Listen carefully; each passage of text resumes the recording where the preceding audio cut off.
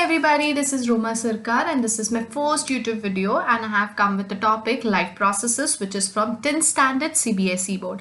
So let's see quickly what life processes are. So life processes are basically your biological processes जो हमारे body के अंदर हो रहा है and अगर वो नहीं होगा तो हमारा survival भी पॉसिबल नहीं है. उसलिए life processes these processes are very essential for our survival जो मैंने यहाँ पे मेंशन किया हुआ है. राइट अब हमारे बॉडी में कौन से प्रोसेसेस होते हैं, कौन से प्रोसेसेस बहुत इंपॉर्टेंट है जिसकी वजह से हमारा सर्वाइवल पॉसिबल है. तो first is nutrition, second is respiration, third is circulation and fourth is excretion.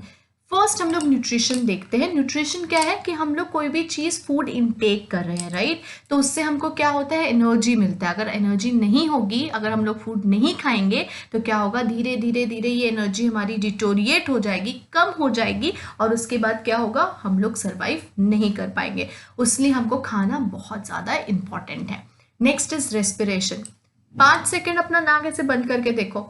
Of course हम लोग को क्या होगा, सफोकेशन फील होने लगेगा, हम लोग ब्रीथ नहीं कर पाएंगे. तो क्या हो जाएगा, हम लोग को सर्वाइवल मुश्किल हो जाएगा. That is why your respiration, your breathing is very essential for our survival. Third हम लोग देखते हैं सर्कुलेशन.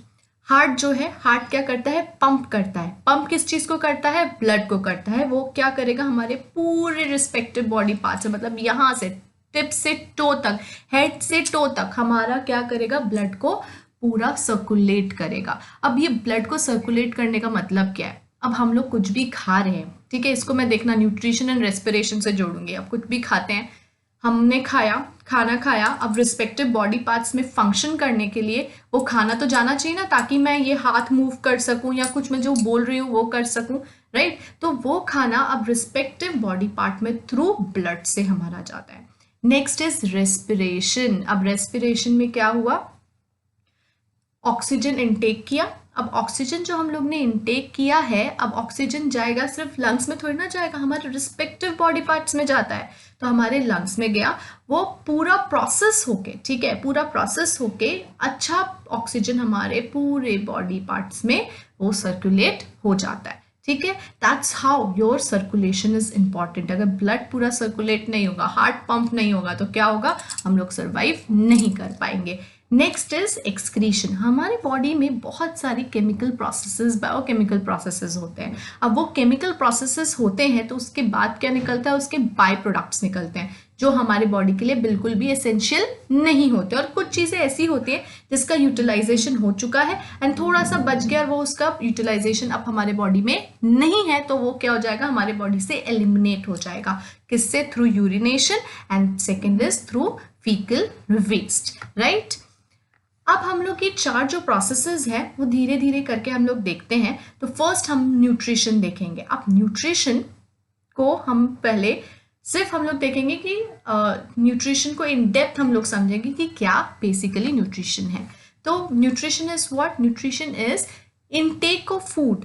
अब हम लोग खाना खाएंगे, पहले भी मैंने ये चीज़ बोला, हम लोग ने खाना खाया तो हमको क्या मिला, एनर्जी मिला. एनर्जी मिला तो हम लोग को क्या होगा, हम अपनी एक्टिविटीज़ कर पाएंगे. तो the process of intake of food to produce energy required for various metabolic activities.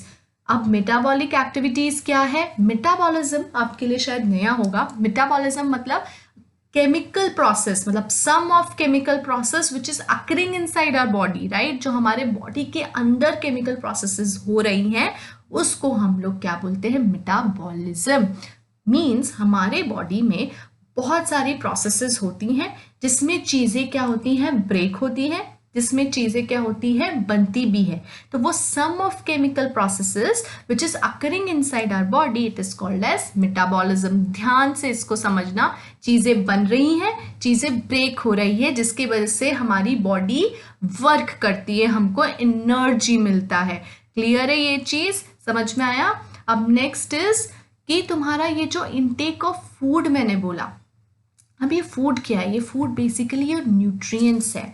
अब nutrients various type of nutrients होते हैं, like carbohydrates, fats, proteins, vitamins and minerals. अब पेरेंट्स बोलते हैं कि बहुत सारे वेजिटेबल्स खाओ, वेजीज खाना चाहिए, बर्गर पिज़्ज़ा ये सब नहीं खाना चाहिए, बहुत ज़्यादा वेजिटेबल्स खाना चाहिए। क्यों?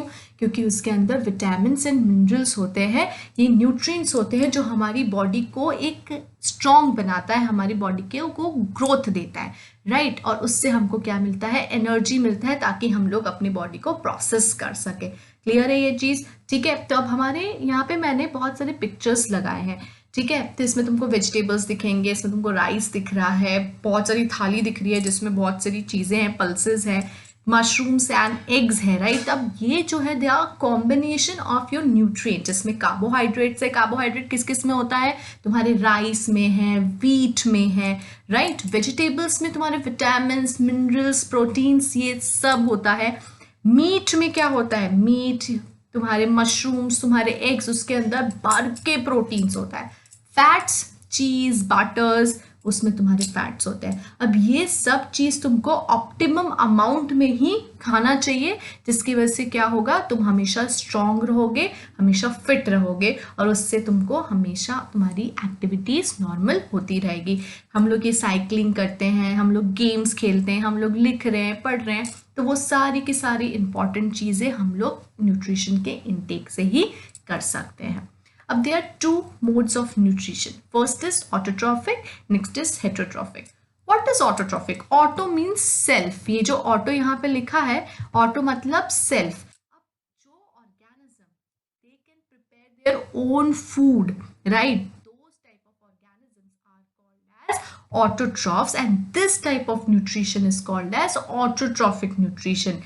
एग्जाम्पल्स क्या हैं? Green plants and some bacteria. यहाँ पे मैंने जो सम बैक्टीरियाज लिखे हैं, एक्चुअली कुछ बैक्टीरियाज होते हैं जो हेटरोट्रॉफिक न्यूट्रिशन करते हैं, और कुछ बैक्टीरियाज होते हैं जो ऑटोट्रॉफिक, बहुत कम बैक्टीरियाज होते हैं जो ऑटोट्रॉफिक न्यूट्रिशन करते हैं।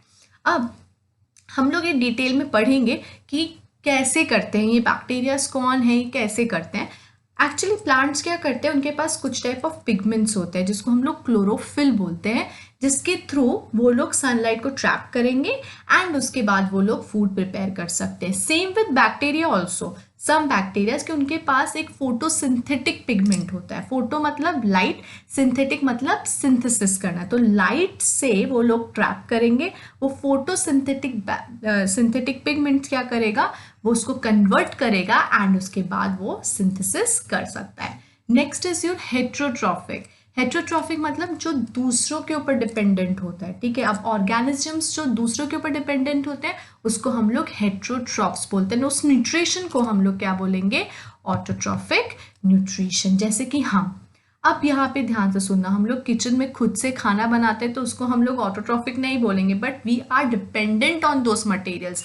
वेजिटेबल्स बनाते हैं तो हम लोग प्लांट से ले रहे हैं, तो प्लांट के ऊपर डिपेंडेंट है। मीट खा रहे हैं तो मीट्स इंडिविजुअल से ले रहे हैं, तो दैट इज बेसिकली क्या? We are dependent on others, that's why it is called as heterotrophic. अब यहाँ पे 3 टाइप्स ऑफ हेट्रोट्रॉफिक है। आई एम सो सॉरी, यहाँ पे दिख नहीं रहा है, बट 3 टाइप ऑफ, तो यहाँ पे ध्यान से सुनना या you can write it down. First is holozoic, second is saprophytic and third is parasitic.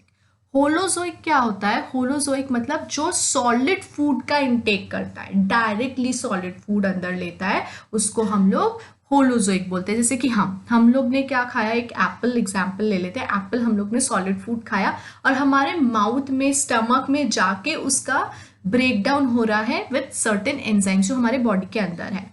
Saprophytic क्या होता है? जो डेड एंड डिकेइंग ऑर्गेनिजम्स के ऊपर फीड करता है। से एग्जाम्पल योर मशरूम्स।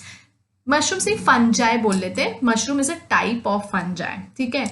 आप लोग ने घर पे कभी एक स्टेल ब्रेड देखा है? ब्रेड के ऊपर कभी देखा होगा कि पुराना हो गया तो उसके ऊपर कैसे ग्रेश मार्क्स आ गए? तो दीज आर बेसिकली और फंजाई जो तुम्हारा स्टेल ब्रेड है उसके ऊपर वो फीड कर रहा है, ठीक है। That is your decaying part of that matter, तो उसके ऊपर वो क्या करेगा? फीड करने लगेगा वो फंजाई। तो उस टाइप के फंजाई को हम लोग ब्रेड मोल्ड बोलते हैं, जो तुम्हारे ब्रेड के ऊपर होता है। इतना समझ में आया? Next and last is parasitic organism. Parasitic organism मतलब जो दूसरों के ऊपर रह के दे सर्वाइव, ठीक है। पैरासाइटिक ऑर्गेनिज्म वैसे ऑर्गेनिजम्स होते हैं जो होस्ट ऑर्गेनिजम्स के ऊपर रह के अपना न्यूट्रिशन डिराइव करते हैं। जैसे एग्जाम्पल लाइस, जुए जिसको बोलते हैं, जो हमारे सर पे होता है, तो वो क्या करेगा, हमारे सर के ऊपर रहेगा और फिर वो न्यूट्रिशन सक करेगा, विल सक आवर ब्लड, और उससे उनको अपना न्यूट्रिशन प्रोवाइड होता है। एक और एग्जाम्पल है लीच। अब लीच क्या करता है, हमारे बॉडी के ऊपर आता है, सक करता है ब्लड और वो उससे न्यूट्रिशन डिराइव करेगा। अब जो उस ऑर्गेनिज्म के ऊपर है उस ऑर्गेनिज्म को वो क्या बोलेंगे, होस्ट। से एग्जाम्पल हम लोग हैं, हम लोग हो जाएंगे होस्ट एंड वो लीच क्या हो जाएगा, वो पैरासाइटिक ऑर्गेनिज्म हो जाएगा। क्लियर है इतना? होप यहाँ तक आपको एकदम क्लियर हो। अब हम लोग नेक्स्ट जो हम लोग वीडियो करेंगे उसमें हम लोग ऑटोट्रॉफिक एंड हेटरोट्रॉफिक को इन डिटेल में पढ़ेंगे। First we will go to autotrophic, उसको हम लोग इन डेप्थ पढ़ेंगे, then we will shift to heterotrophic nutrition. Thank you. Hopefully you liked my video and आपको क्लियरली समझ में आया हो कि इसमें क्या क्या हम लोग ने आज डिस्कस किया है। Thanks a lot, bye.